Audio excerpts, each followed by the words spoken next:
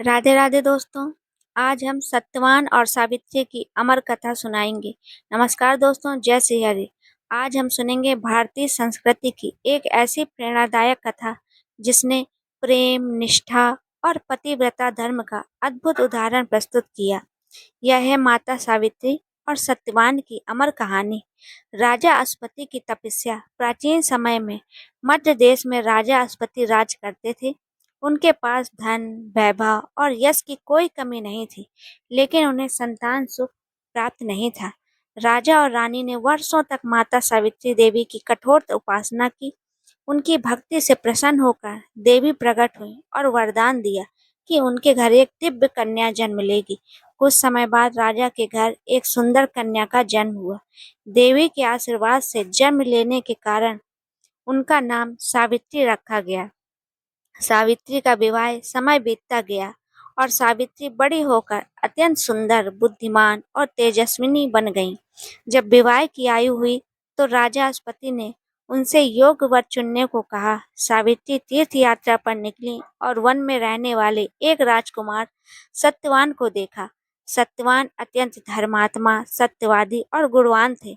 सावित्री ने मन ही मन सत्यवान को अपना पति मान लिया। नारद मुनि की भविष्यवाणी। जब सावित्री ने अपने पिता को सत्यवान के बारे में बताया, तभी वहां नारद मुनि आए। नारद जी ने कहा, सत्यवान गुणों में श्रेष्ठ हैं, लेकिन उनकी आयु बहुत कम है। विवाह के ठीक 1 वर्ष बाद उनकी मृत्यु हो जाएगी। यह सुनकर राजा अस्पति चिंतित हो गए और सावित्री को दूसरा वर चुनने के लिए कहा, लेकिन सावित्री ने दृढ़ स्वर में कहा, भारतीय नारी केवल एक बार पति का वरण करती हैं। मैंने सत्यवान को अपना पति मान लिया है, इसलिए मैं किसी और से विवाह नहीं करूंगी। सावित्री की अटल निष्ठा देखकर सभी मौन हो गए और उनका विवाह सत्यवान से कर दिया गया। मृत्यु का दिन। विवाह के बाद सावित्री अपने पति और सास ससुर की सेवा में लग गई। धीरे धीरे 1 वर्ष पूरा होने लगा। सावित्री को नारद जी की बात याद थी। जिस दिन सत्यवान की मृत्यु का समय निकट था, उस दिन सावित्री ने कठोर व्रत रखा।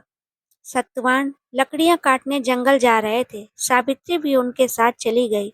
जंगल में अचानक सत्यवान के सिर में तेज दर्द होने लगा। वे एक पेड़ के नीचे बैठ गए और अपना सिर सावित्री की गोद में रख दिया। कुछ ही क्षणों में सत्यवान के प्राण निकल गए। यमराज का आगमन। तभी वहां यमराज प्रकट हुए और सत्यवान के प्राण लेकर दक्षिण दिशा की ओर चल पड़े। सावित्री भी उनके पीछे पीछे चलने लगी। यमराज ने कहा, हे देवी, अब लौट जाओ।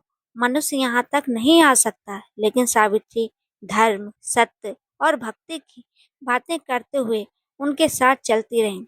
यमराज उनकी बुद्धिमानी और पतिव्रता धर्म से बहुत प्रभावित हुए। यमराज ने वरदान प्रसन्न होकर यमराज ने कहा, सत्यवान के प्राणों को छोड़कर कोई भी वरदान मांगो। सावित्री पहला वरदान मांगा, मेरे ससुर की खोई हुई दृष्टि वापस आ जाए। यमराज ने वरदान दे दिया। कुछ दूर चलने पर यमराज ने दूसरा वरदान दिया। सावित्री बोली, मेरे ससुर को उनका खोया हुआ राज्य वापस मिल जाए। यह वरदान भी मिल गया। यमराज और आगे बढ़े। सावित्री फिर उनके पीछे चलती रही। यमराज ने तीसरा वरदान मांगने को कहा। सावित्री बोली, मेरे पिता को 100 पुत्रों का सुख प्राप्त हो। यमराज ने यह वरदान भी दे दिया। सावित्री की बुद्धिमानी। अब यमराज बहुत प्रसन्न हो चुके थे। उन्होंने चौथा वरदान मांगने को कहा। सावित्री ने कहा, मुझे भी सत्यवान के 100 पुत्रों का सुख प्राप्त हो। यमराज ने बिना सोचे यह वरदान भी दे दिया। कुछ दूरी चलने के बाद यमराज को अचानक ध्यान आया कि यदि सावित्री को सत्यवान से पुत्र प्राप्त होंगे तो सत्यवान का जीवित होना आवश्यक है। यमराज अपनी बात से पीछे नहीं हट सकते थे। सत्यवान को मेरा जीवन दान। यमराज सावित्री की बुद्धिमानी, प्रेम और अटल निष्ठा से अत्यंत प्रसन्न हुए। उन्होंने कहा, हे सावित्री, संसार में तुम्हारे समान पतिव्रता स्त्री दुर्लभ है। मैं सत्यवान के प्राण वापस करता हूँ। इतना कहकर यमराज ने सत्यवान को जीवन दान दे दिया। सत्यवान जीवित हो उठे। दोनों अपने आश्रम लौट आए। कुछ समय बाद सभी वरदान सत्य सिद्ध हुए। सत्यवान के पिता को राज और दृष्टि वापस मिली तथा दोनों परिवार सुखी हो गए। कथा से शिक्षा। इस कथा से हमें शिक्षा मिलती है कि सच्चा प्रेम और निष्ठा कभी व्यर्थ नहीं जाते। दृढ़ संकल्प से बड़ी कठिनाई को जीता जा सकता है।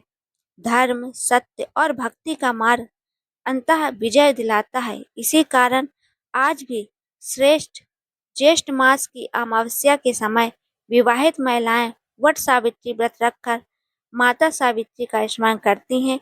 जय माता सावित्री, जय श्री हरि।